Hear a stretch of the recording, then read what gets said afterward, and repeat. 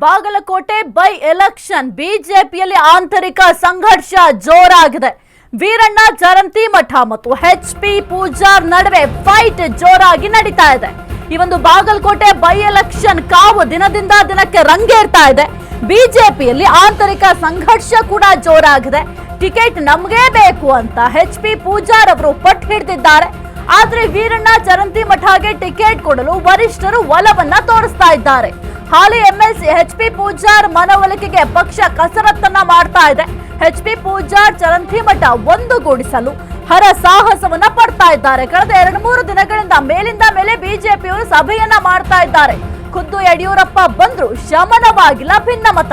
ಪಕ್ಷದ ಹಿತದೃಷ್ಟಿಯಿಂದ ಒಂದಾಗ್ತಾರಾ ಚರಂತಿಮಠ ಮತ್ತು ಪೂಜಾರ್ ಅವರು? ಇನ್ನು ಬಾಗಲಕೋಟೆ ಬೈ ಎಲೆಕ್ಷನ್ ಕಾವು ದಿನದಿಂದ ದಿನಕ್ಕೆ ರಂಗೇರ್ತಾ ಇದೆ. ವೀರಣ್ಣ ಚರಂತಿಮಠ ಮತ್ತು ಎಚ್.ಪಿ. ಪೂಜಾರ್ ನಡುವೆ ಫೈಟ್ ನಡೀತಾ ಇದೆ. ಟಿಕೆಟ್ ನಮಗೇ ಬೇಕು ಅಂತ ಎಚ್.ಪಿ. ಪೂಜಾರ್ ಅವರು ಪಟ್ಟು ಹಿಡಿದಿದ್ದಾರೆ. ಆದ್ರೆ ವೀರಣ್ಣ ಚರಂತಿಮಠ ಕಡೆ ಈಗ ಸದ್ಯಕ್ಕೆ ಒಲವನ್ನ ತೋರಿಸ್ತಾ ಇದ್ದಾರೆ ವರಿಷ್ಠರು. ಹಾಲಿ ಎಂಎಲ್ಸಿ ಎಚ್.ಪಿ. ಪೂಜಾರ್ ಮನವೊಲಿಕೆಗೆ ಪಕ್ಷ ಈಗ ಬಹಳ ಕಸರತ್ತನ್ನ ಮಾಡ್ತಾ ಇದೆ. ಎಚ್.ಪಿ. ಪೂಜಾರ್ ಚರಂತಿಮಠ ಒಂದುಗೂಡಿಸಲು ಹರಸಾಹಸವನ್ನ ಪಡ್ತಾ ಇದ್ದಾರೆ ಬಿಜೆಪಿ ಅವರು. ಕಳೆದ 2-3 ದಿನಗಳಿಂದಲೂ ಕೂಡ ಮೇಲಿಂದ ಮೇಲೆ ಬಿಜೆಪಿಯವರು ಸಭೆಯನ್ನ ಮಾಡ್ತಾ ಇದ್ದಾರೆ.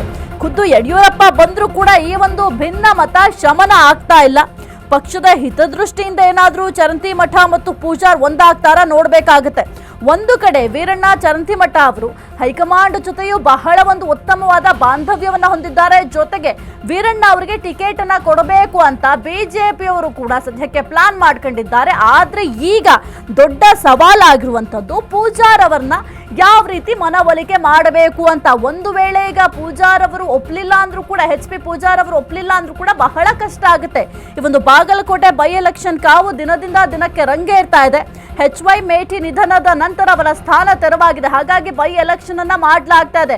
ಒಟ್ನಲ್ಲಿ ಕಾಂಗ್ರೆಸ್ನಲ್ಲಂತೂ ಎಚ್.ವೈ. ಮೇಟಿ ಅವರ ಕುಟುಂಬಕ್ಕೆ ಟಿಕೆಟ್ ಕೊಡೋದು ಫಿಕ್ಸ್ ಆಗಿದೆ. ಅನುಕಂಪದ ಆಧಾರದ ಮೇಲೆ ಈಸಿಯಾಗಿ ಗೆಲುವನ್ನ ಸಾಧಿಸಬಹುದು ಅಂತ ಕಾಂಗ್ರೆಸ್ನವರು ಪ್ಲಾನ್ ಮಾಡ್ಕೊಂಡಿದ್ದಾರೆ. ಆದ್ರೆ ಇದು ಬಿಜೆಪಿಗೆ ಈಗ ಕಗ್ಗಂಟಾಗಿದೆ, ಯಾರಿಗೆ ಟಿಕೆಟ್ ಕೊಡಬೇಕು ಎಂಬ ವಿಚಾರ.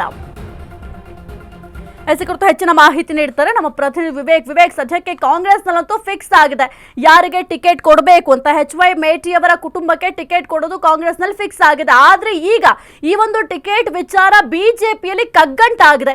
ಈ ಒಂದು ಕಗ್ಗಂಟನ್ನ ಬಿಜೆಪಿ ಪಕ್ಷ ಯಾವ ರೀತಿ ಸಡಿಲಿಕೆ ಮಾಡ್ಕೊಳ್ಳುತ್ತೆ? ಸಾಹಿತ್ಯ ಈಗಾಗಲೇ ಏನು ಚುನಾವಣೆ ನಡೀಬೇಕಿದೆ.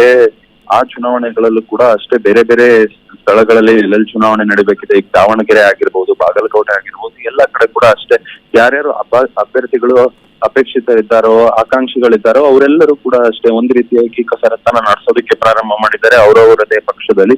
ಅದೇ ರೀತಿ ಈಗ ಬಾಗಲಕೋಟೆ ವಿಚಾರವಾಗೂ ಕೂಡ ನೋಡ್ತಾ ಹೋದ್ರೆ ಬಾಗಲಕೋಟೆಯಲ್ಲಿ ಒಂದ್ ಕಡೆ ಮೇಟಿ ಕುಟುಂಬದವರು ಕಾಂಗ್ರೆಸ್ ನಲ್ಲಿ ಕ್ಲೈಮ್ ಮಾಡ್ತಾ ಇದ್ರೆ ಟಿಕೆಟ್, ಮತ್ತೊಂದ್ ಕಡೆ ಬಿಜೆಪಿಯಲ್ಲಿ ದೊಡ್ಡ ಫೈಟ್ ಆಗುವಂತ ಸಾಧ್ಯತೆಗಳಿದೆ ಟಿಕೆಟ್ ಪಡೆಯೋದಕ್ಕೆ ಅಂತಾನೆ ಹೇಳ್ಬೋದು. ಯಾಕಂದ್ರೆ ಈ ಹಿಂದೆ ಕೂಡ ಚರಂತಿಮಠ ಅವರು ಪ್ರಭಾವಿಯಾಗಿದ್ರು. ಅಲ್ಲಿ ಬಾಗಲಕೋಟೆಯಲ್ಲಿ ಒಳ್ಳೆ ವರ್ಚಸ್ಸನ್ನ ಪಡೆದುಕೊಂಡಂತವ್ರು. ಅವರು ಕೂಡ ಒಂದ್ ಕಡೆ ಟಿಕೆಟ್ ಕೇಳ್ತಾ ಇದ್ರೆ, ಪೂಜಾರ್ ಅವರು ಕೂಡ ಎಂಎಲ್ಸಿ ಆದಂತವ್ರು ಅವರು ಕೂಡ ಟಿಕೆಟ್ ಕೇಳ್ತಾ ಇದ್ದಾರೆ.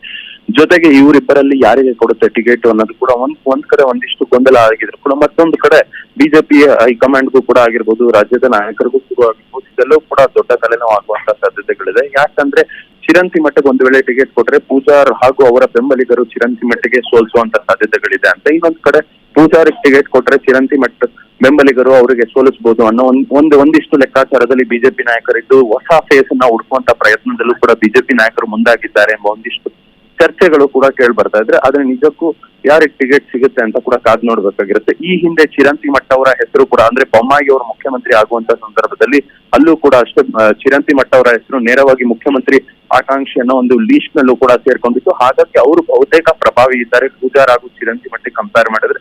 ಮೊನ್ನೆ ಒಂದು ಸಮನ್ವಯ ಸಮಿತಿ ಸಭೆಗಳು ಏನ್ ನಡೀತಾ ಇದೆ ಕಂಟಿನ್ಯೂಲಿ ಬಿಜೆಪಿ ಕಚೇರಿಯಲ್ಲಿ, ಪ್ರತಿಯೊಂದು ಜಿಲ್ಲಾವಾರು ಸಭೆಗಳನ್ನ ಕರೆದಿ ಅಲ್ಲಿರ್ತಕ್ಕಂಥ ಭಿನ್ನಮತ ಶಮನಗೊಳಿಸೋದಕ್ಕೆ ಪ್ರಯತ್ನಗಳು ಪಡ್ತಾ ಇದ್ರು. ಅದೇ ರೀತಿ ಬಾಗಲಕೋಟೆಯ ಇಬ್ಬರು ನಾಯಕರನ್ನ ಕರೆಸಿ ವಿಜಯೇಂದ್ರ ಹಾಗೂ ಸದಾನಂದ ಗೌಡ, ಯಡಿಯೂರಪ್ಪ ಇವರೆಲ್ಲರ ಸಮ್ಮುಖದಲ್ಲಿ ಒಂದು ಮೀಟಿಂಗ್ ಕೂಡ ಆಗುತ್ತೆ. ಅಲ್ಲೂ ಕೂಡ ಅಷ್ಟೇ ಎಲ್ಲೂ ಬಗೆಹರಿದಿಲ್ಲ ಇವರಿಬ್ಬರ ನಡುವೆ ಇರ್ತಕ್ಕಂಥ ಗೊಂದಲ ಎಂಬ ಮಾಹಿತಿಗಳು ಕೂಡ ಲಭ್ಯವಾಗ್ತದೆ. ಮತ್ತೆ ಮುಂದಿನ ದಿನಗಳಲ್ಲಿ ಬಾಗಲಕೋಟೆ ಚುನಾವಣೆ ನಡೆಯೋಕ್ಕೂ ಮುಂಚೆ ಇವರಿಬ್ಬರ ನಾಯಕರನ್ನ ಕರೆಸಿ ಮತ್ತೊಮ್ಮೆ ಸಮನ್ವಯ ಮಾಡುವಂತ ಕೆಲಸಗಳು ಕೂಡ ಮಾಡೋದಕ್ಕೆ ಬಿಜೆಪಿ ಈಗಾಗಲೇ ತಯಾರಿ ಕೂಡ ಮಾಡ್ಕೊಳ್ತಾ ಇದೆ. ಸಾಹಿತ್ಯ. ಓಕೆ, ಥ್ಯಾಂಕ್ ಯು ವಿವೇಕ್ ನಿಮ್ಮೆಲ್ಲ ಮಾಹಿತಿಗಾಗಿ.